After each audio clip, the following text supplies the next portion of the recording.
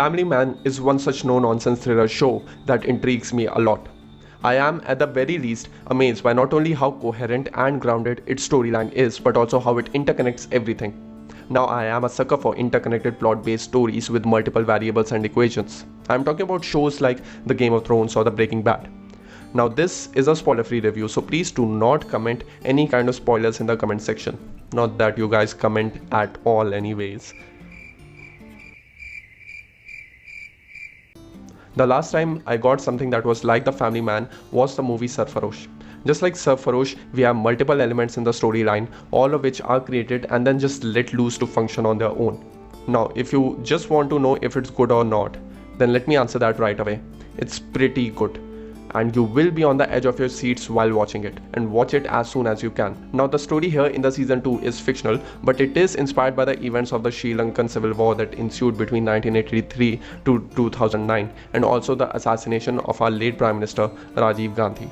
In fact, there are a lot of counterparts in Family Man season 2 to the real life players in the Sri Lankan civil war. Instead of a Prabhakaran, we have a Bhaskaran. Similarly, Potu became Subbu.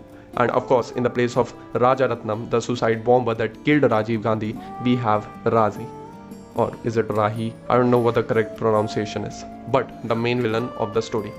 Now there is a lot of historical context here, which I will continue in some other video. So I will not go into brief details on this topic, but a few days back, a particular hashtag was trending on Twitter.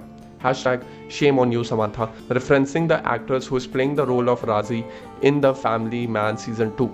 Named Samantha Akkineni, and another hashtag Family Man season 2 against the millions. Now, firstly, separate the politics and the conspiracies behind this, and I would like to urge those people who think this way to please do not form any opinions on anyone or anything without first checking and confirming the details. In today's age, it is just too possible for a simple rumor to spread like a wildfire, insinuating harmful allegations on an individual or a series just by one look. Secondly, watch this series as a piece of fiction, and no one side here has been shown better than the others. As I said previously, the creators of the show just made the characters, gave them objectives, put them on a landscape, and then played the play button. And they are just functioning, and we are just looking through a camera.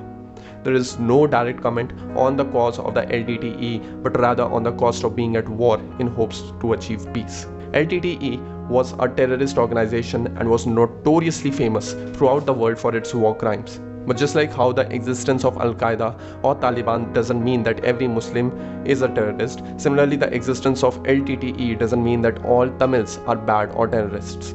Take the Israel-Palestine situation, for example, that is mimicked in Family Man season 2, wherein just as Hamas and the West Bank although had the same goal for the betterment of Palestine but differ in their means of action. Similarly, the militant movement of the LTTE and the moderates is contrasted here.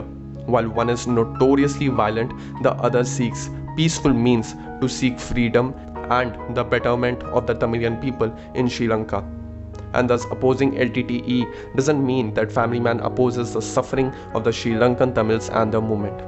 One very good piece of dialogue that is provided in the season 2 is by Manoj Bajpayee's character Shrikant himself, when he claims that even the most brainwashed people can be brought back through love.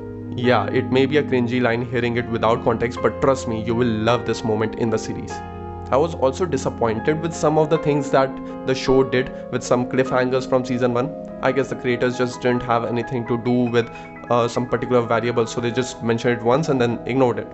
But who knows, maybe they have a purpose in mind for season 3 for those storylines, who knows. So Family Man season 2 is an amazing series and is worth watching and doesn't hold any prejudice against the millions at all. Family Man season 2 answers all the unanswered questions left in the season 1's ending as well, which was infamously left on a cliffhanger. It was also somewhat satisfying to see as well. Watch and learn, Sacred Games. The series introduces a lot of new characters to the series as well, with the ending providing us a brief teaser for the season 3 as well. Overall, I found this season of The Family Man to be much more emotionally driven than the previous one, especially as in this season, Shrikant's family also plays a vital role to the story as opposed to the last season where they were just barely tolerable. I will talk further about this issue of Sri Lankan Tamilians and the history of Rajiv Gandhi's assassination and LTTE in the future videos. So on that note, please check out my channel for more videos like this, and also like the video and also comment on it to let me know your thoughts on it, or for any new video ideas. I'm just all ears. I just wait for your comments. So on that note, thank you for watching the video. Sure do hope to see you guys next time.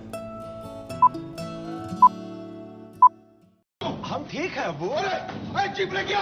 अरे अस्पताल ले जाओ। हम ठीक है। ठीक कहाँ है? अरे ठीक है। अरे कहाँ है साला? ठीक कहाँ है? चल इसको उठाओ। उठाओ साला। कुछ नहीं हुआ। अरे चल उठाओ। अरे उठाओ। अरे कुछ नहीं हुआ है।